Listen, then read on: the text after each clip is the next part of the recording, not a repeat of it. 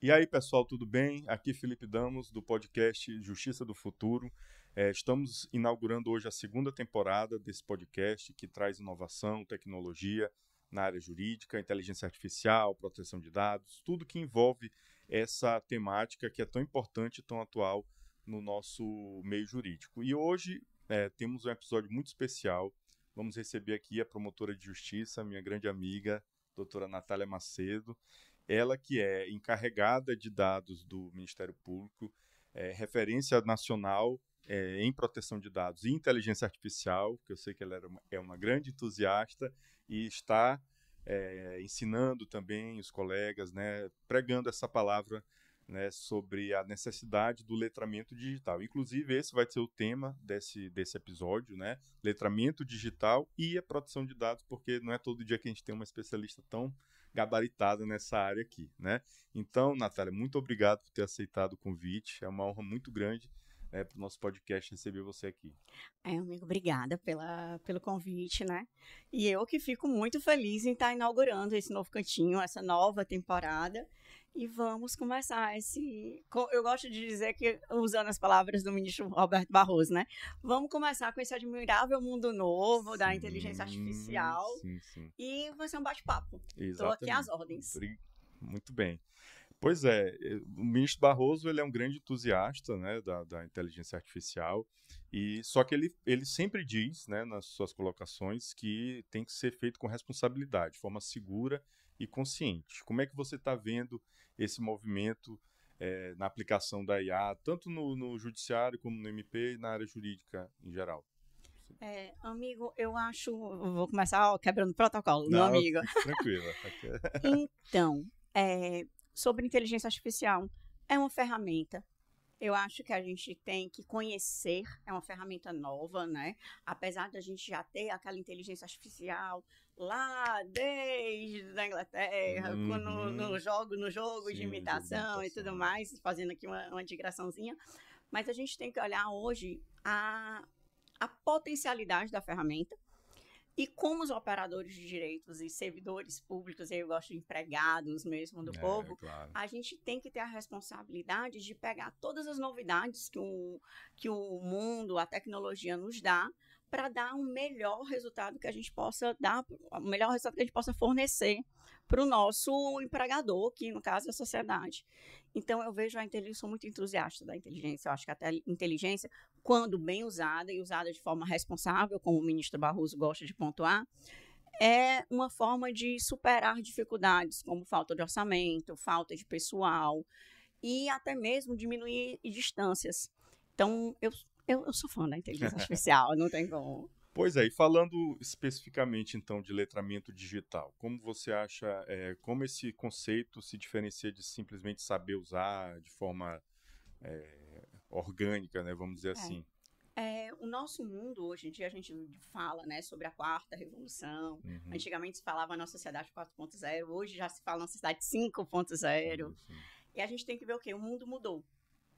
Hoje ninguém mais, um exemplo, né, já puxando também para a proteção de dados. Antigamente as pessoas pagavam para ter o seu telefone colocado numa agenda telefônica, para que todo mundo soubesse e tivesse acesso. Hoje a gente já paga para não receber ligação. Exatamente. Então são coisas pequenas. Hoje ninguém mais vai ao banco. Hoje a gente usa o aplicativo. Então o letramento digital, ele entra nessa esfera de saber usar as novas tecnologias, e eu digo desde a automação até a inteligência artificial, saber usar com responsabilidade, saber usar ter ciência do poder das ferramentas e principalmente dos pontos positivos e negativos. Até mesmo porque hoje em dia os maiores crimes que a gente está vendo ultimamente, o do INSS, outros, são crimes digitais. Sim. Então, hoje em dia, eu acho que o letramento digital é uma necessidade do ser humano para literalmente usufruir do seu dia a dia de forma responsável. Verdade.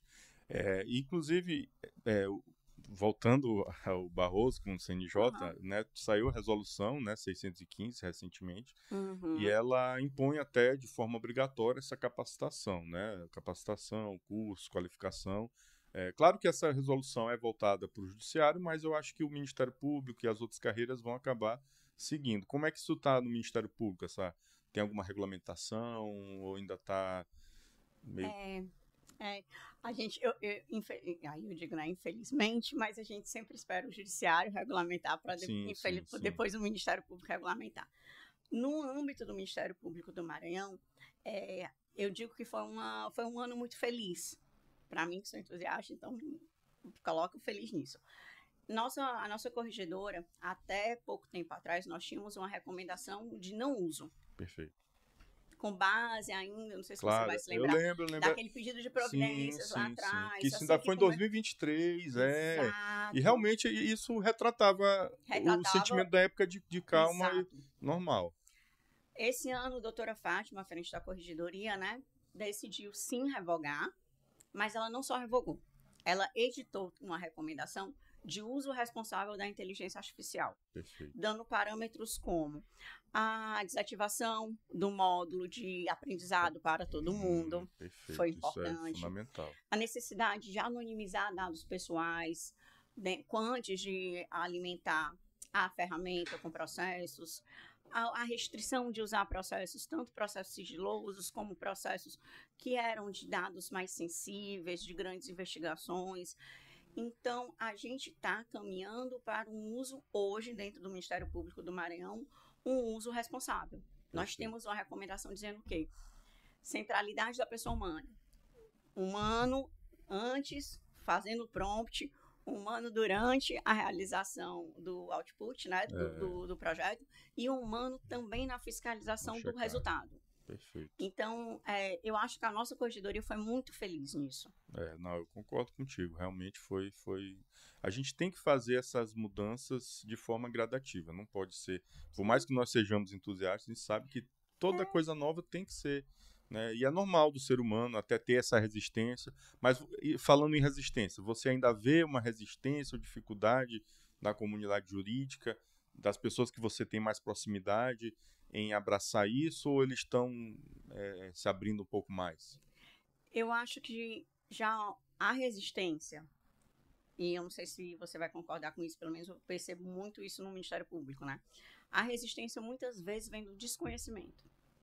Atualmente a gente está dentro do Ministério Público, um projeto que inclusive o Escritório de Proteção de Dados está, juntamente com a CEPLAG, com a Escola do Ministério Público, realizando, de letramento digital na segunda instância. Né? São oficinas, na verdade eu vou em cada gabinete apresentando as ferramentas. A gente está com o Gemini institucional, né? dentro do nosso Google Space, que eu acho que também o TJ, né? Exato. E a gente vai explicando como usar, como é que deve ser utilizado, o que colocar, o que não colocar, como se deve fazer um prompt, o que é que se deve olhar de responsável. E, Felipe, uma coisa que às vezes, assim, eu digo que a gente dá aula achando que a gente vai passar conhecimento, mas na verdade a gente ganha conhecimento. Sim, demais. Os procuradores, eu tenho percebido que muitas vezes eu chego, para você ter uma ideia, a gente idealizou o projeto com a duração de 1 hora. Hoje eu já tive a oficina que eu passei 3 horas dentro do mesmo gabinete, isso com o procurador e só a assessoria dele. Então a gente vai dizendo o quê? Eles vão tirando as dúvidas, a gente vai explicando como é que a ferramenta funciona, as restrições que a gente tem que colocar, dizendo que, sim, se você não impedir a ferramenta de dizer que não crie jurisprudência, ela vai criar, porque é uma ferramenta generativa, ela foi feita para criar. Isso. Então, o que é que eu percebo? Que às vezes você chega num gabinete e todo mundo diz, lá vem ela, é uma novidade, é muito perigoso. E quando a gente explica o uso e mostra, eles veem aquela história, a construção do prompt, inclusive a construção do prompt que normalmente é feito com o modelo de vocês. Sim, claro. Teu curso eu tenho um modelo, né, passo a passo de prompts. Eu digo, tem vários modelos aqui, como vocês podem fazer. Esse aqui é o modelo que o Texas ensina, porque eu digo, essa parte de engenharia de prompts é com ele, né? Sim. Pois ele é fera, é um dos maiores engenheiros de prompts aí do Brasil. Né? E aí a gente vai mostrando como o Markdown pode melhorar e tudo mais. E assim, quando eles vão vendo, principalmente o pessoal mais velho, que é um povo que normalmente têm uma resistência maior à mudança, quando eles olham e entendem como a ferramenta usa e que ela pode sim ser usada de forma responsável e para melhorar o nosso trabalho, aí é incrível. Aí eu já saio de lá com o pessoal. Doutora, a gente pode fazer um grupo para a senhora corrigir e tal. Maravilha. Então, é isso que eu acho. O letramento é isso. É mostrar o quê? Ó, existem as ferramentas, elas podem ter... Aí eu sempre coloco, ó, se você não tiver esse cuidado, pode sim criar. Então, eles têm conhecimento da ferramenta, eles sabem como usar, sabem dos riscos. Então, você sabendo dos riscos, você evita que tenha saídas perigosas, que tenham saídas enviesadas, tudo aquilo que a gente diz para não usar, e que muita gente não sabe, acaba usando e acaba criando. A gente vai já chegar nesse ponto aí. Então. Mas eu só queria, para não perder o fio da meada, porque você falou duas coisas que me lembraram de uma coisa que eu sempre falo nas palestras, eu não sei se você concorda, queria saber a tua opinião. Tu falou engenharia de prompts e das pessoas mais velhas e resistentes. Eu sempre digo para essas pessoas que se acham velhas, que não são na verdade, né, mas que se acham, que tem essa crença limitante que não vai aprender a usar, eu digo, olha, essa é uma tecnologia que eu acho, para mim, as pessoas mais experientes, mais velhas, entre aspas, mais experientes, na verdade, elas vão ser melhores engenheiros de prompts do que nós que estamos no começo. Porque eles sabem o conhecimento, sabem a parte de dominar ali no computador, de mexer, vai ser uma coisa que ele vai conseguir. Agora, eles vão saber perguntar muito melhor para IA do que a gente. Não é, as melhores perguntas, por incrível, assim, a gente acha, porque o pessoal novinho que domina, não, as melhores perguntas são feitas exatamente pelos procuradores. Exatamente. E assim, são perguntas que fazem, às vezes eu paro, olho e digo, eu tenho que colocar isso. Uma vez eu estava mostrando a questão dos modelos do chat, né? E eu gosto muito daquele de reflexão. Aí eu dei a explicação que a gente deveria colocar os comandos no procurador. Então, não seria interessante colocar um comando? Analise com calma, veja, analise profundamente. Eu digo, opa. Perfeito. Aí, ou seja, né? Aí eu fiquei olhando e digo, tá vendo? Veja. Eles são muito melhores engenheiros de prompts do que nós. Porque aí é que a experiência deles, que nós não temos, por mais que nós tenhamos, entre aspas, um saber técnico, a experiência deles os torna os melhores programadores, né? Melhores, como é que eu digo... literalmente programadores de prompt porque mesmo. A programação hoje não é mais o código, é a linguagem natural. É a linguagem natural. Então eles estão fazendo comandos mesmo, programando mesmo, criando seus... Quando você cria um assistente, você está criando um aplicativo ali, um programa. Não, só hoje, com linguagem natural. Né? E eles têm uma visão, quando eles entendem como é que a máquina funciona, eles têm uma visão muito melhor do que nós. Então, assim... Olha, está sendo um aprendizado. Não, e eu sempre digo isso e também que tem que ter a mão na massa. É uma tecnologia que favorece, tem que ser mão na massa. E aí, voltando então àquele assunto, a gente tem visto o noticiário, né, algumas notícias de petições ou decisões judiciais que acabaram colocando jurisprudências, né, que não existem, né, ou artigos de lei diferentes, que é o fenômeno da alucinação, que a gente já sabe e quem segue aqui sabe que quem faz nossos cursos, que é bom. É isso que se a gente quisesse uma ferramenta que apenas reproduzisse o passado, a gente já tinha, já tem o Google. A gente quer que ele crie, a partir do presente, criar o futuro, né? Isso aí, essa criatividade que faz com que ela seja tão útil para a gente.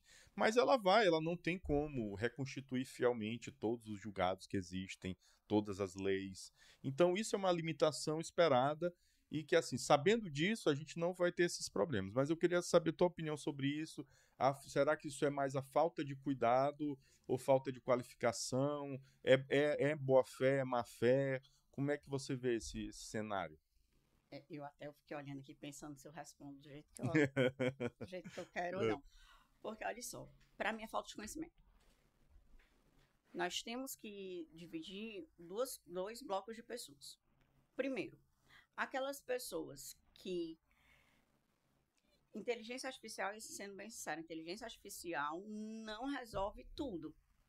Principalmente as pessoas que, entre aspas, não querem trabalhar. Exatamente. Quando eu uso a inteligência artificial como uma ferramenta para melhorar o meu trabalho e estou disposto a, no primeiro ponto, perder tempo, e aqui é tempo, com conhecimento de qualidade e não conhecimento de post, né? Porque você sabe que agora, na proteção de dados e na pesquisa, na minha pesquisa que também é desinformação, a gente percebe muito isso. Que a galera quer saber, quer se virar mestre, virar doutor no Instagram. Só com base no Instagram, exatamente. Quando a gente pega e tem um cuidado de conhecer a inteligência artificial e usar as ferramentas certas, a gente tem um bom profissional, certo? Então, ele vai ter uma saída. Por exemplo, a gente não vai usar o chat para colocar pesquisa, porque a gente sabe que se você ler um pouquinho mais, você vai descobrir que o chat ainda está no teste da pesquisa. Exatamente. Mas, por outro lado, a gente tem um Perplexity, que tem fontes confiáveis. Então, você pode pegar a jurisprudência no Perplexity, juntar com o chat, você tem um parecer perfeito, entre aspas. Agora, chega uma pessoa que não quer trabalhar, né? Não tem conhecimento, porque normalmente ninguém tem conhecimento, não quer adquirir conhecimento, aí realmente para essa pessoa, para o bem da sociedade, existe a corregedoria. É verdade. É o meu pensamento. E também na advocacia vai ter até a seleção natural ali também, porque na advocacia vai ter a seleção também, natural. Mas também tem conselho de ética e tudo mais. Então, isso você falou, concordo 100%.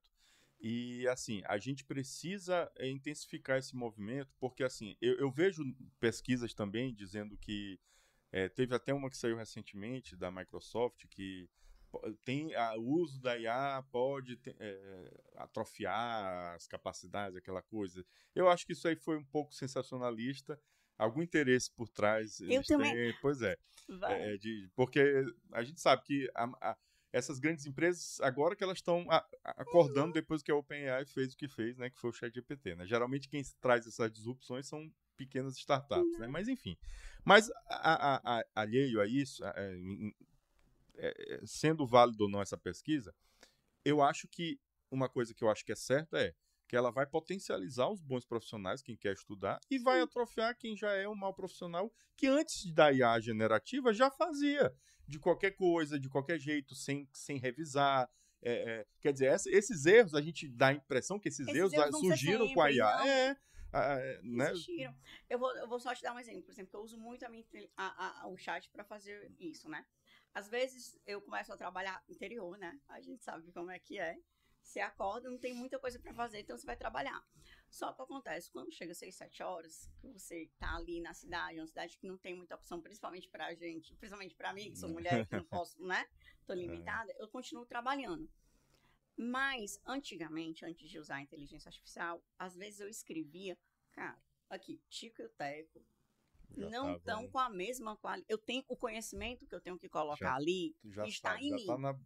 Está em mim. Eu sei que eu tenho que mandar oficial à prefeitura, eu sei o que eu tenho que pedir tal documento, mas quando eu vou colocar isso no papel, a minha qualidade de escrita está péssima.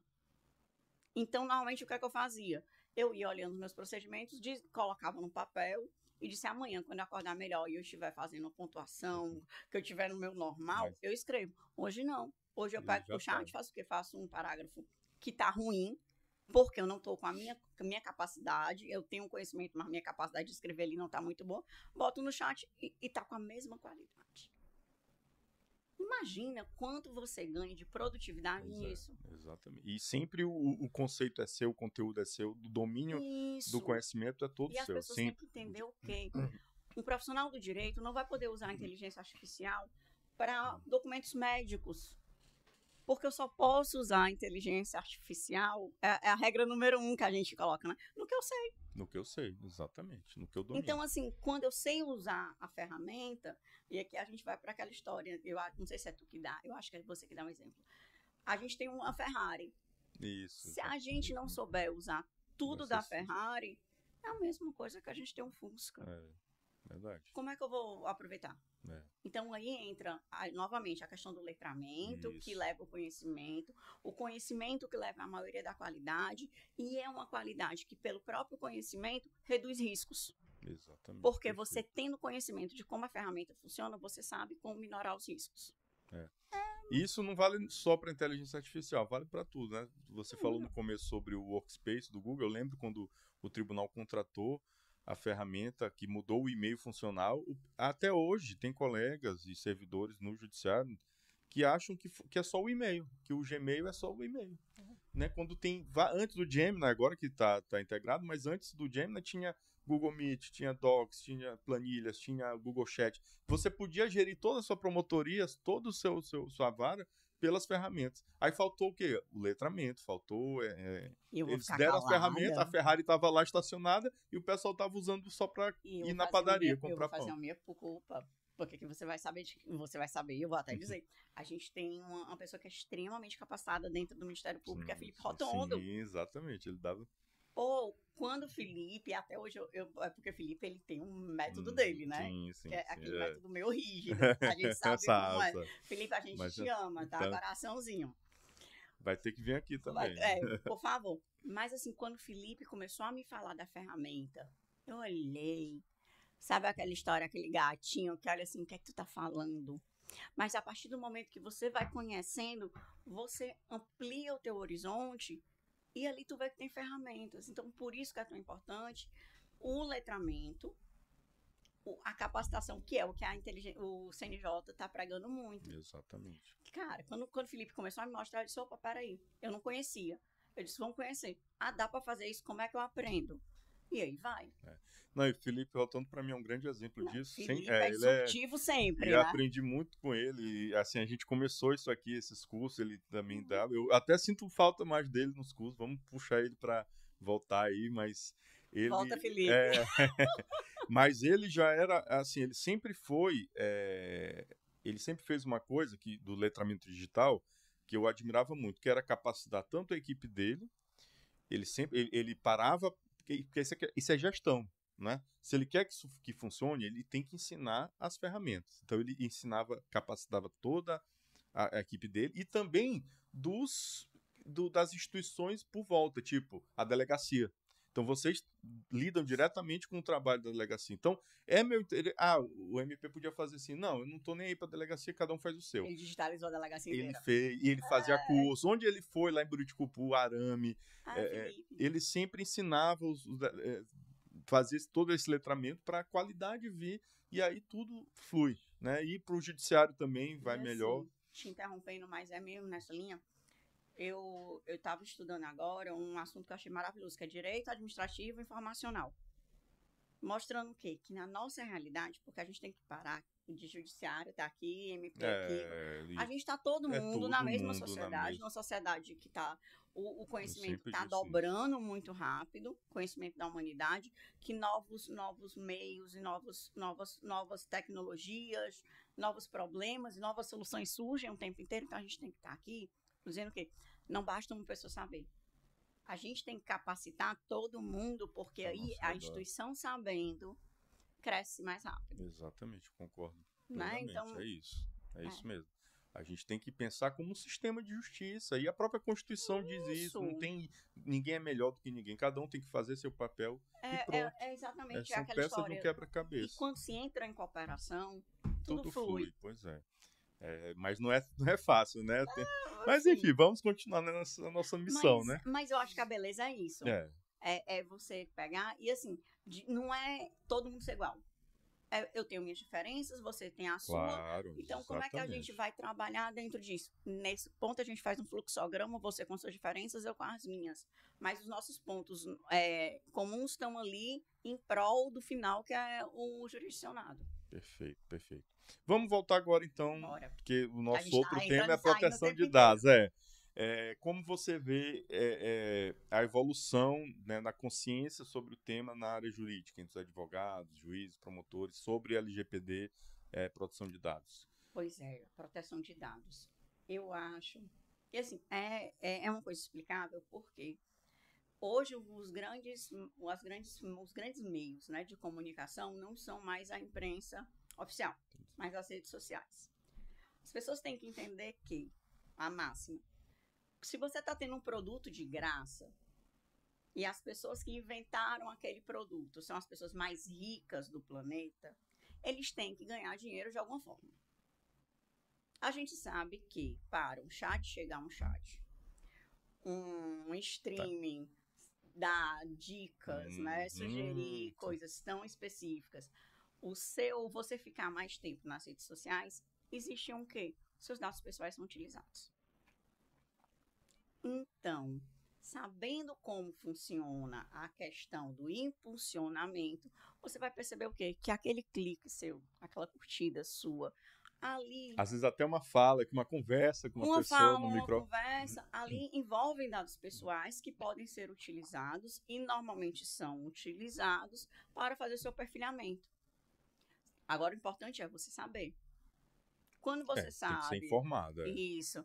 Aí é que tá. Você sabe a importância dos seus dados pessoais? Então, a LGPD, às vezes o pessoal olha, não, é porque a gente tem que fazer a LGPD, porque senão vai levar multa. E não, ali é um conhecimento para saber como tratar aqueles dados.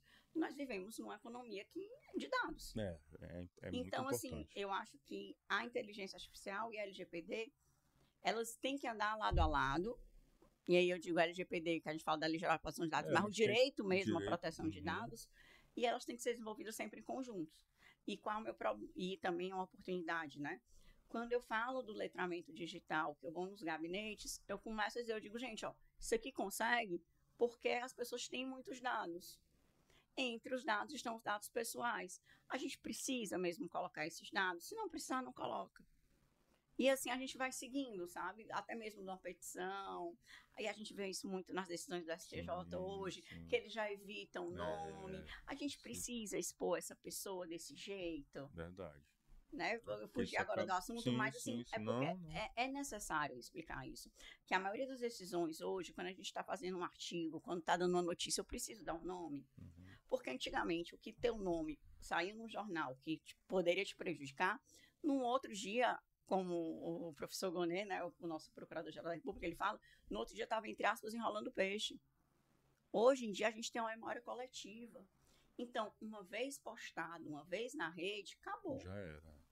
Até reparar um eventual estrago aí numa imagem, e nunca repara, porque sempre tem alguém que fez um print, que está em alguma nuvem. Então, hoje a gente não tem um esquecimento. Então, é por isso que é tão necessário cuidado com os dados pessoais. E, assim, você já viu alguns erros na prática, assim, lá na sua experiência, tanto como encarregada aqui no MP, ou em algum curso, ou até estudos acadêmicos, pesquisas aí que você... Teve um caso recente aí de um vazamento grande. Acho que a Meta, né, teve algum problema quanto a isso? Teve vários vazamentos, né? A gente tem vários vazamentos. Qual é a maior preocupação hoje? Porque é que o letramento chega a ser realmente tão importante? A maioria dos vazamentos que a gente percebe hoje são vazamentos feitos por engenharia humana.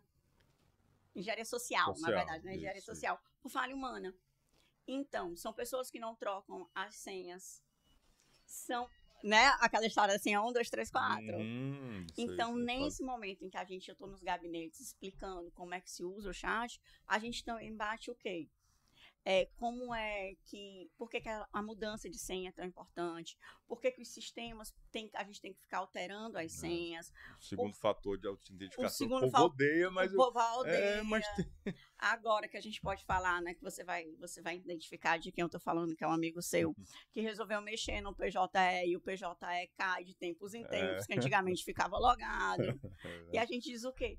Cara, isso é para garantir a integridade do sistema. O Ministério Público e o Judiciário são, no que a gente poderia dizer da NPD, controladores de grandes dados pessoais. A gente coloca como fosse controladores de alto risco. Exatamente. Então, a gente tem que ter esse cuidado com o que nos é mais caro, que são os dados dos jurisdicionados. E esses dados não pertencem a gente, não pertencem ao advogado, pertencem aos titulares, né? A gente está ali numa custódia bem qualificada. Exato. Mas tem que ter muito cuidado nisso. Eu coloco muito isso, né? Que a Lei Geral de Proteção de Dados, ela não gosto nem de colocar LGPD, eu gosto de colocar mesmo a proteção de dados como sistema, até mesmo como sistema constitucional, que se alimenta da fonte internacional no direito europeu. Eu gosto de colocar ela como fosse uma salvaguarda da inovação. Por quê? Sim, Uma inovação bem feita, com uma proteção de dados, é uma inovação que vai ser contínua, que ela não vai parar. Porque não tem perigo de você chegar e dizer para a inovação, mas isso aqui vai vazar os dados. Não, mas peraí, a inovação foi feita dentro de um sandbox aqui, que garante que ela não vai ter um vazamento. Claro, ninguém garante uma ausência, uma segurança total, porque a segurança total não existe. Mas tudo que está sendo feito de forma responsável. Então, se você colocar uma inteligência artificial, que a gente coloca inovação como fosse sinônimo de inteligência artificial, né? A inovação sendo feita dentro de um parâmetro de proteção de dados, garante que ela seja contínua. Então, eu gosto de quebrar bem esse paradigma de o pessoal da proteção de dados não quer inovação, não gosta realmente não tem isso. Não, gente, não é isso, não. Porque realmente, se qualquer evolução, se não for feita de forma responsável, vai acabar trazendo prejuízo. E vai poder inviabilizar a própria tecnologia. Né? E aqui, né, dando um exemplo prático, o pessoal fala, o advogado inventou jurisprudência. Ou fez de forma que está fazendo coisa em lote. Não, gente, peraí. Isso é falta de conhecimento, porque se houvesse o conhecimento, ele estaria fazendo de forma correta. Então, de novo, sempre conhecimento. Aí, por isso que eu acho que a base mesmo de hoje, da nossa sociedade, tem que parar um pouquinho, saber o que a gente vai atrasar isso aqui.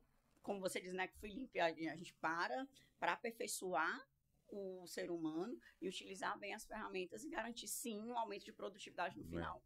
Agora, assim, em relação a esse tema, eu só fico incomodado com uma coisa, assim, quando dizem que tá tendo uma relação, muita gente fala como se a inteligência artificial que fosse o grande vilão em relação à produção de dados, como se isso não fosse, antigamente as pessoas, essas mesmas pessoas que dizem, meu Deus, a inteligência artificial, tal, meu Deus, são pessoas que têm aquela senha fraca, que compartilham processos judiciais por WhatsApp, por e-mail particular, que não tem menor cuidado, né, com outras coisas. Que bate foto em tudo que é coisa para... segurança, me dá... Então... Vai na farmácia, vai na coisa... Precisa de um...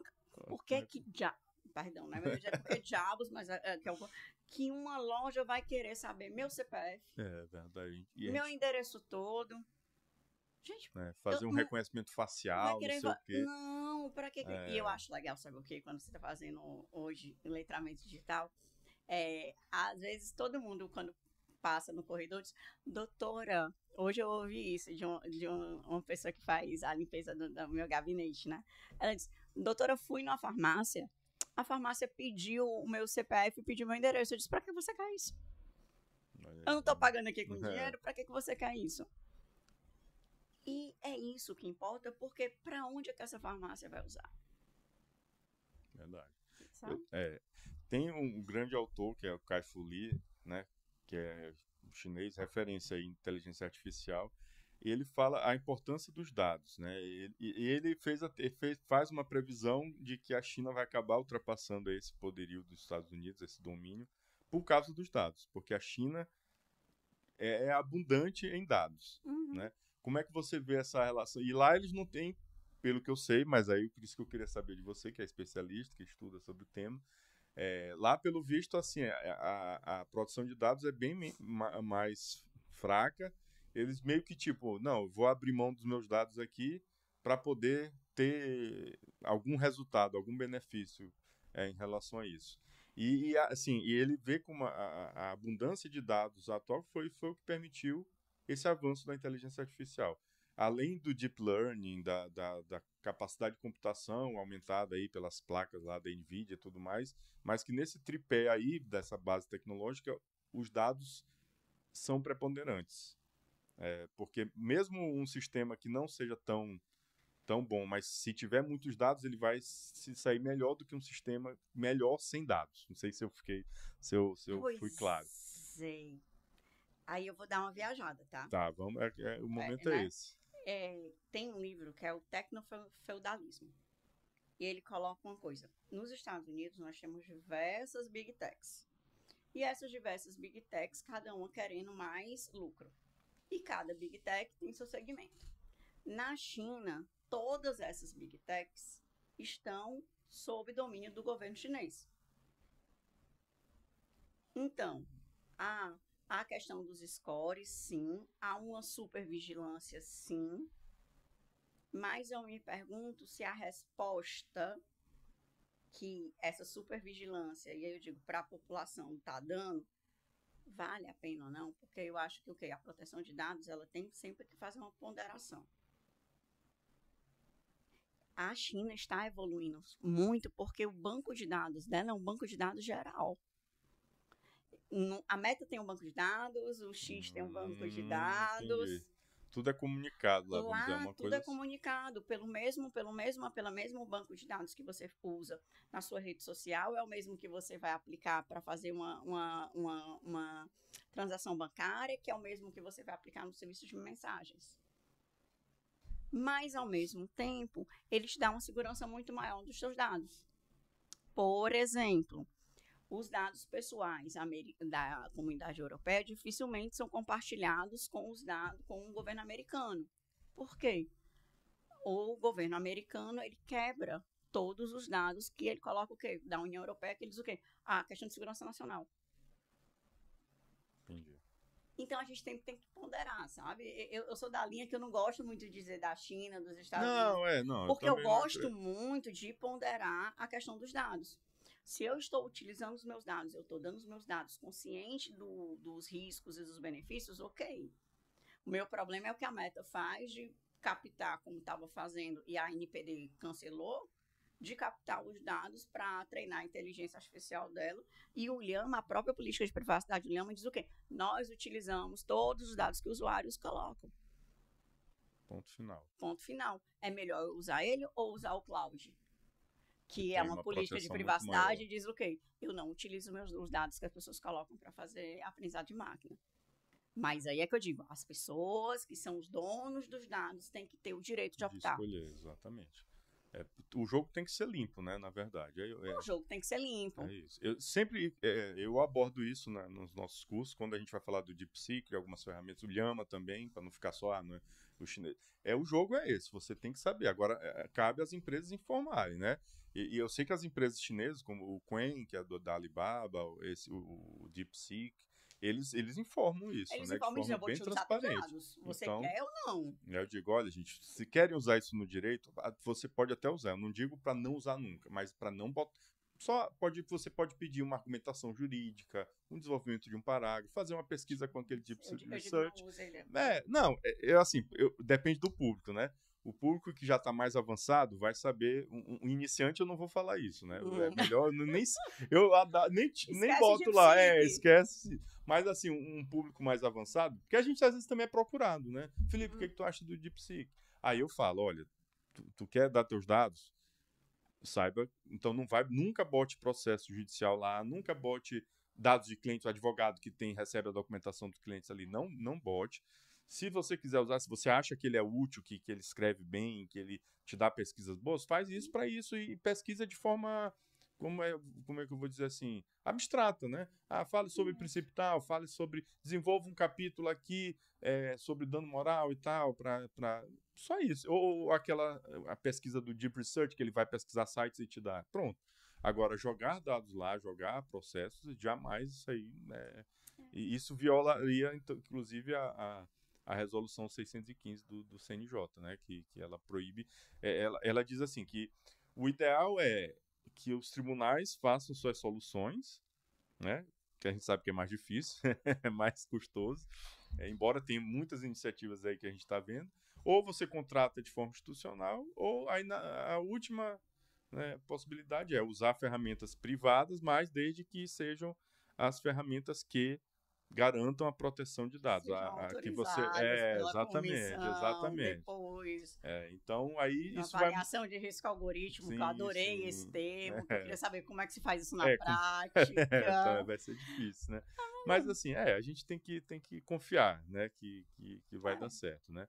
E como é que você tá vendo lá o MP? Eu acho que tá que nem o TJ, tem o Gemini, mas tem tribunais que já desenvolveram ferramentas próprias. Só que a impressão que dá, Natália, eu não sei se você vê isso muito no MP. E assim, a gente tem participado de vários congressos, né? Eu tive, inclusive, recentemente no Enastic, da Justiça Estadual. Foi um evento muito. Vai ter o do MP. Tá. Eu não sei qual é a data agora de cabeça, mas E assim, eu já participei em Foz do Iguaçu, teve um congresso no Paraná, Belo Horizonte também, para tratar disso. Todos os tribunais vêm com as suas soluções. Parece que eles querem disputar, né, quem faz a melhor solução. E Isso aí, é bom. pois é bom para se desenvolver, mas às vezes no momento que ele diz, não, o meu código é aberto, não sei o quê, é só pedir que eu te mando, aí quando o pessoal vai analisar a documentação é outra burocracia, não é bem assim, né? Então, será que não tem que ter esse espírito mais colaborativo entre as instituições para o que é aquela outra frase do nosso amigo também, o Rafael Leite, ele sempre fala que o que é bom para se é bom para o teu tribunal, mas não é bom para mim, não é bom para ninguém. Eu acho. Eu acho que a gente tem que começar a trabalhar o quê? Sempre, primeiro, vamos ser realistas. A gente tem limitação orçamentária, seja qual é o orçamento. Sem dúvida. Então, se eu tenho um tribunal que está desenvolvendo uma tecnologia, por que não desenvolver, entre aspas, um pouquinho mais de trabalho para desenvolver uma coisa que seja compatível com todo mundo? Porque cresce para todo mundo, cresce a justiça brasileira e dá espaço para o outro tribunal gastar o orçamento dele com outra solução que vai poder ser utilizado por todos os tribunais. Eu acho que aí eu digo, e aí fazendo uma crítica, né, ao Judiciário e ao Ministério Público, mais a nossa instituição que ainda não tem esse repositório nacional como vocês têm, que é um tempo de parar e pensar em unidade, sabe? Eu acho que e essa questão de parar, eu acho importante, porque as pessoas não... A gente está tão oprimido por metas e por prazos, que às vezes a gente não quer parar para repensar alguns processos, né? Eu sempre... uma imagem que eu gosto de usar para retratar isso é aquela do... tem dois homens das cavernas ali carregando um carro de pedras com rodas quadradas. E tem um outro companheiro deles lá oferecendo 2 rodas redondas ali para trocar, para ajudar. Mas o cidadão está ali tão focado naquela tarefa que ele diz, não, obrigado, mas eu estou muito ocupado.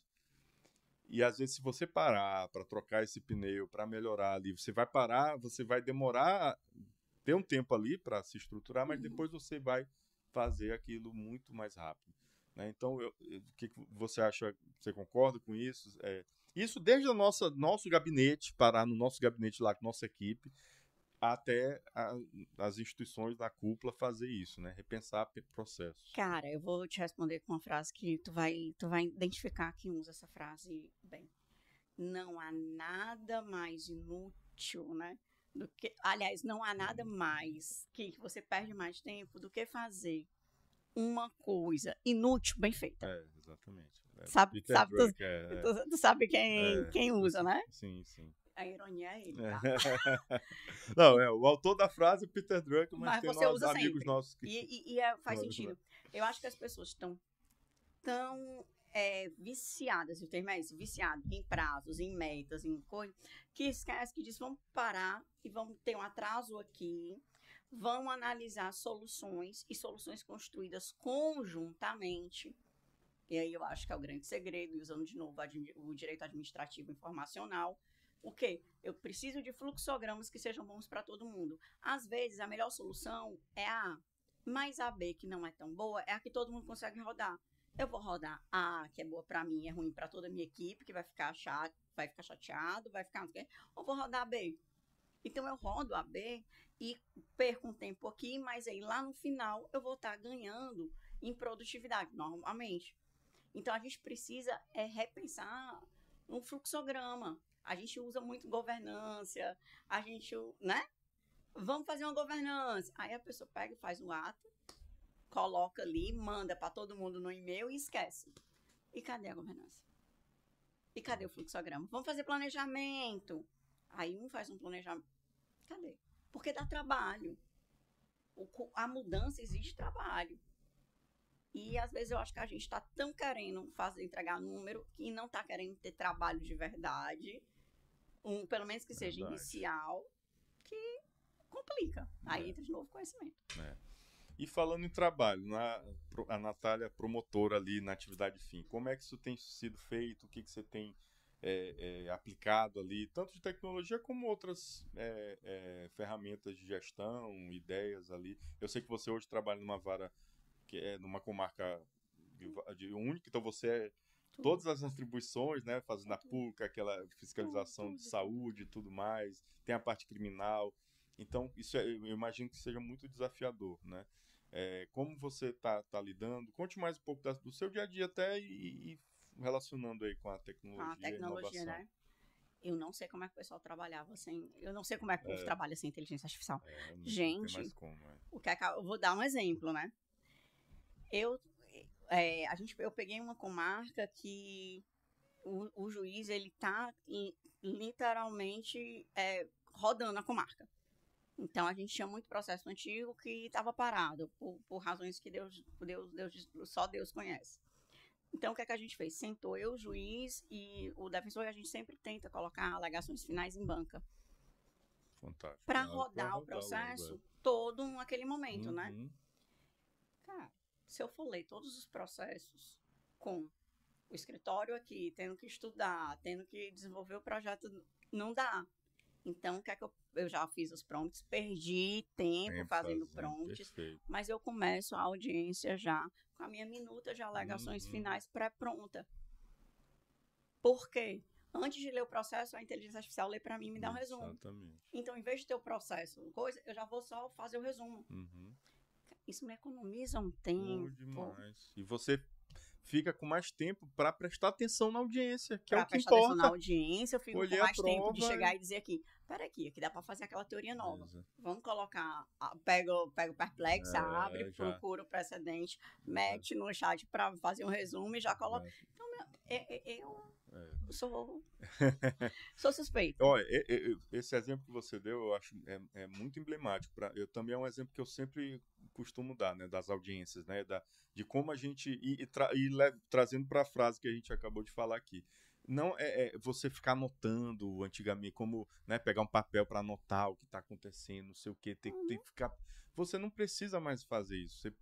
E eu sempre acho o seguinte: a tecnologia, a inteligência artificial, faz com que a gente seja mais humano. Porque a gente tem mais tempo para se dedicar. Então você está ali tempo para colher a prova. Você vai fazer um atendimento, né?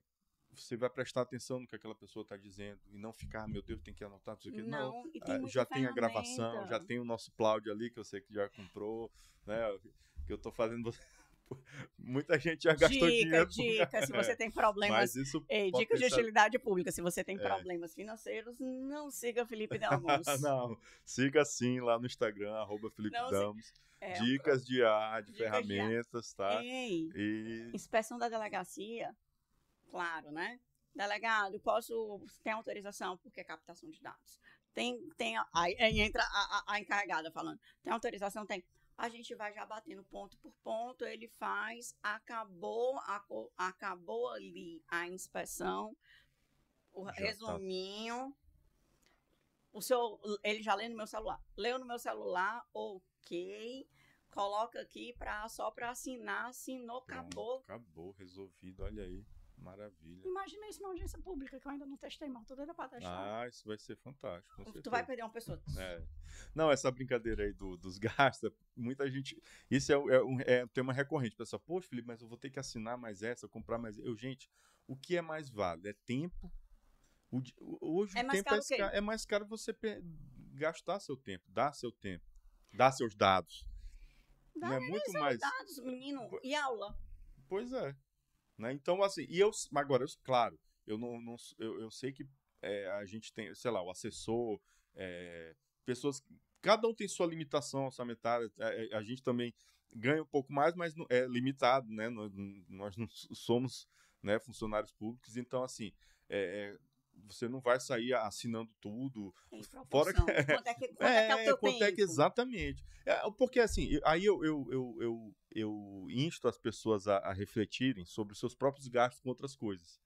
Então, Netflix, coisas que você vai comer uma pizza no fim de semana, coisas que vai fazer mal para você, se você fizer um ajuste ali, você consegue encaixar uma coisa ou outra para você ter um grande assessor ali 24 horas por dia, uma coisa que vai te potencializar e vai te dar mais tempo, mais qualidade de vida, mais lazer, mais tempo com a família, mais tempo para estudar, para se qualificar, fazer um doutorado, mestrado, uma pós-graduação.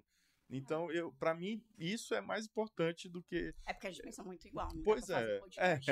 Não tem debate. Não tem debate, não tem Não tem briga, debate, né? Na não próxima dá. vez a gente chama mais alguém aqui A para... gente chama o Tess na próxima vez pra entrar, pra fazer a confusão com a gente, mas não dá. A gente já está aqui mais ou menos encaminhando para o final, né? Mas o que você poderia dizer, então, de um conselho prático ou conselhos práticos aí para quem quer dar esse primeiro passo, tanto no letramento digital quanto na proteção de dados? Saiba que todas as tecnologias, elas facilitam muito a vida da pessoa. E hoje a gente vive num mundo totalmente, entre aspas, digitalizado. E a verdade é essa.